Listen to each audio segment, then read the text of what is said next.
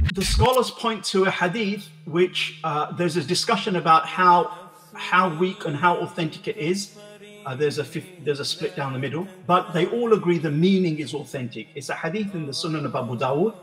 Whoever interprets the Quran according to his own ra'i, according to his own opinion, then even if he is correct, let him take his seat in the fire of hell. Wow, even if he is correct. Because in Islam, what counts is not necessarily being correct, but first and foremost following the right method, the right system of coming to an Islamic verdict. And that's why when the scholar, according to the sound hadith, according to the consensus of our scholars, when a qualified scholar of Islam, when they exercise their scholarly judgment, their ijtihad, and they get the answer right, they get true rewards. But if they exercise their ijtihad, their scholarly ability to delve into the text and get the answer wrong, they always get rewarded still, one reward, and they are forgiven their mistakes.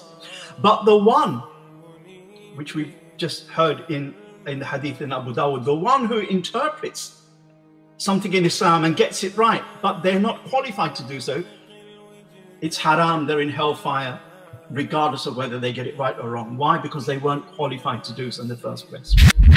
Ibn al-Qayyim, that great scholar, says, take to distinction and differentiation. Have some grays and shades and nuances. Cling to distinction and differentiation.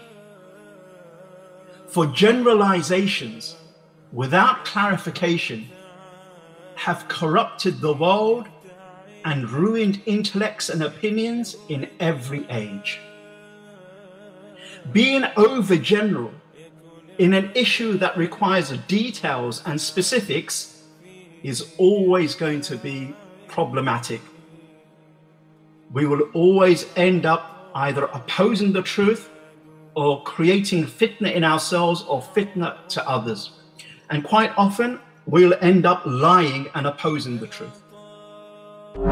Whoever has the flimsiest understanding of evolution has no right to speak about it, but they have every right to listen and to learn, such that one day they too have the right to join the conversation upon knowledge and upon sound understanding.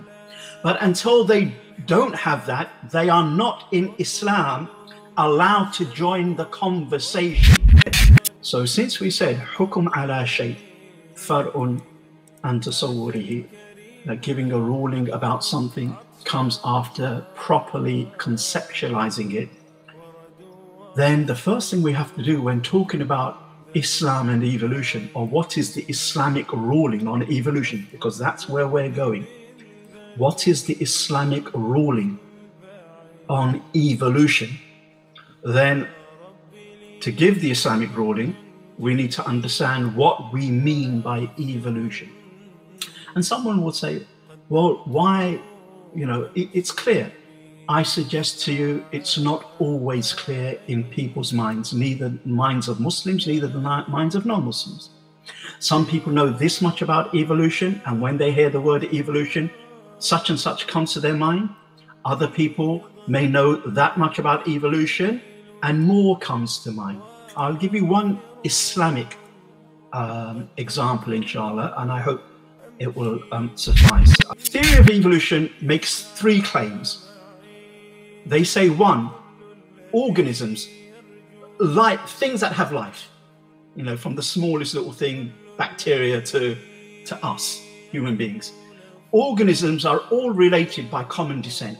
So what they are saying is that somehow, in some way, every living creature on earth, from the smallest to the large, are somehow related by common descent.